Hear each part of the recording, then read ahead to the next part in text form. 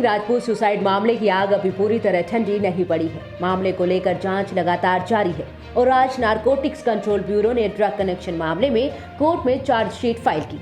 NCB chief Sameer Wankhede अदालत में खुद चार्जशीट दाखिल करने पहुंचे। एनसीबी ने 52,000 पन्नों की चार्जशीट कोर्ट में दाखिल की है। 12,000 पेज की हार्ड कॉपी और 40,000 पेज की सॉफ्ट कॉपी फाइल की गई। एनसीबी मुंबई यूनिट ने बॉलीवुड ड्रग कनेक्शन मामले में आज पहली बार चार्जशीट कोर्ट में दाखिल की। गौरतलब है कि सुशांत केस की तहकीकात के दौरान ईडी को ड्रग से जुड़ी चैट मिली थी, जिसके बाद ईडी ने वो चैट एनसीबी को सौंप दी। इसके बाद केस में एनसीबी की एंट्री हुई और जांच काफी तेजी से आगे बढ़ी। एनसीबी की चार्जशीट में रिया चक्रवर्ती समेत कुल 33 लोगों के नाम बतौर आरोपी शामिल किए गए हैं। इसमें रिया चक्रवर्ती, शौबिक, दीपेश सावंत, सैमुअल मिरांडा और क्षितिज प्रसाद समेत पकड़े गए ड्रग पैडलर्स के नाम, इसके अलावा रिया के करीबियों और कई ड्रग पैडलर सप्लायर्स का नाम भी चार्जशीट में आरोपी के तौर पर शामिल किया गया है। इन सभी को एनसीबी ने गिरफ्तार किया था। ड्रग की बरामदगी और बरामद इलेक्ट्रॉनिक उपकरणों की रिपोर्ट, फॉरेंसिक रिपोर्ट, गवाहों के बयान के आधार पर यह चार्जशीट तैयार की गई। मुख्यमंत्री योगी आदित्यनाथ ने गोरखपुर जिले को 131 करोड़ की परियोजनाओं का तोहफा दिया। इस दौरान उन्होंने 76 करोड़ 39 लाख की 9 परियोजनाओं का लोकार्पण और 54 करोड़ 20 लाख की 16 परियोजनाओं का शिलान्यास किया। इस दौरान उन्होंने जनसभा को संबोधित किया। सीएम योगी ने कहा कि गोरखपुर विकास के रथ पर सवार है। पिछली सरकारों ने प्रदेश को निराशा में डुबो दिया था, लेकिन मोदी सरकार ने लोगों को आशा की किरण दिखाई। सीएम योगी ने कहा कि विकास का कोई दूसरा विकल्प नहीं हो सकता। पीएम मोदी के नेतृत्व में देश के साथ यूपी का भी लगातार विकास हो रहा है। 1990 में जो कारखाना बंद हो गया था, वो इस साल जुलाई तक बनकर तैयार हो जाएगा। पिछली सरकार पर हमला बोलते हुए उन्होंने कहा कि पिछली सरकारों ने यहाँ हताशा और निराशा पैदा कर दी थी, लेकिन अब यहाँ के लोगों को उम्मीदें जगी हैं। गोरखपुर में 1990 में जो फर्टिलाइजर कारखाना बंद हो गया था, एक खाद का कारखाना इस साल जुलाई तक बनकर के तैयार हो जाएगा और जुलाई तक बनने के साथ ही खाद पूर्वी उत्तर प्रदेश के किसानों को सही और सस्ती खाद मिलेगी, क्वालिटी की खाद मिलेगी अपनी उत्तम खेती के लिए। साथ साथ यहां के युवाओं को नौकरी और ढेर सारा रोजगार भी उसके माध्यम से प्राप्त होने वाला है। यानी जो कार्य पिछली सरकारों ने जिसे हताशा और निराशा में बदल दिया था,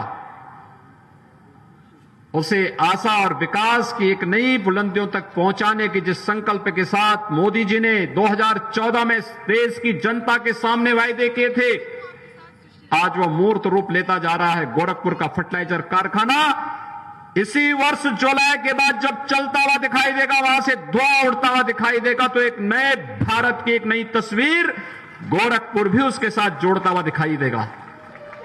उन्होंने कहा कि हम अब तक 4 लाख नौजवानों को सरकारी नौकरियां दे चुके हैं।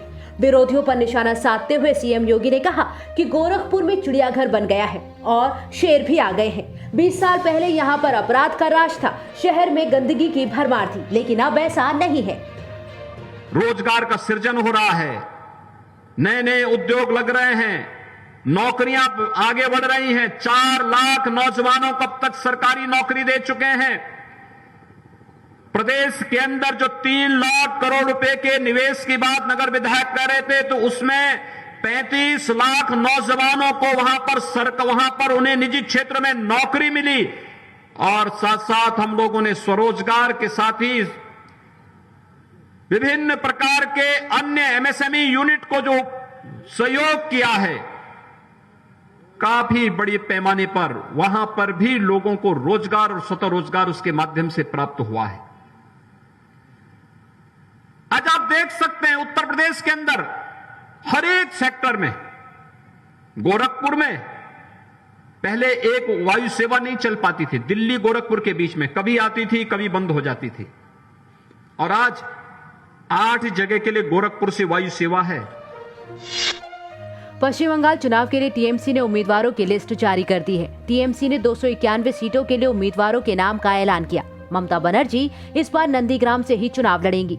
ममता बनर्जी ने ऐलान किया कि हम 291 सीटों पर चुनाव लड़ेंगे, जबकि दार्जिलिंग की 3 सीटों पर अन्य पार्टियों को मौका दिया जाएगा। टीएमसी की तरफ से 50 महिला उम्मीदवार, 42 मुस्लिम उम्मीदवार, 79 एससी उम्मीदवार और 17 एसटी उम्मीदवारों को टिकट दिया गया है। ममता बनर्जी ने कहा कि वो नंदीग्राम से चुनाव लड़ेंगी। उन्होंने भवानीपुर की सीट छोड़ दी है। ममता बनर्जी ने लिस्ट जारी करते हुए कहा कि बंगाल में टीएमसी की ही जीत होगी। इस चुनाव में खेलेंगे, लड़ेंगे और हम जीतेंगे के साथ आगे बढ़ेंगे। ममता ने इस दौरान आरोप लगाया कि बीजेपी पैसों का इस्तेमाल कर रही है। डिप्टी सीएम की गाड़ी में पैसा लाया जा रहा है। राजस्थान की विधानसभा में बजट सत्र चल रहा है। विधानसभा से कुछ ही दूरी पर 22 गोदाम स्थित शहीद स्मारक पर हजारों हेडमास्टर्स राजस्थान शिक्षा सेवा परिषद के बैनर तले पदोन्नति में अनुपात नहीं बदले जाने सहित कई मांगों को लेकर धरना दे रहे हैं। आइए जानते हैं क्या है धरने पर बैठे लोगों की मांगे।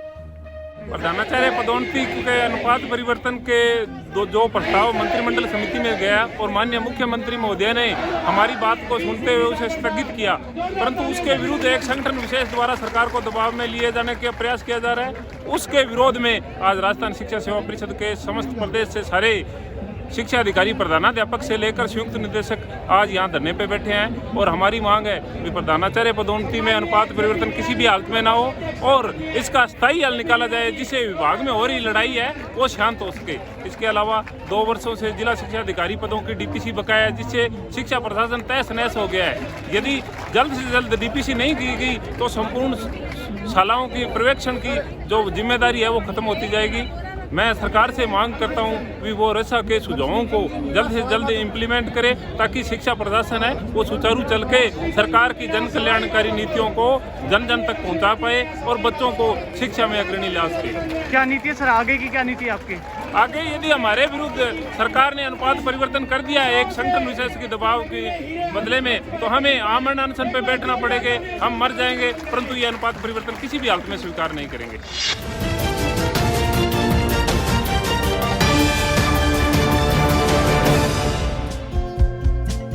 हमारे चैनल को लाइक, शेयर और सब्सक्राइब जरूर करें और नई अपडेट्स के लिए बेल आइकन दबाना ना भूलें।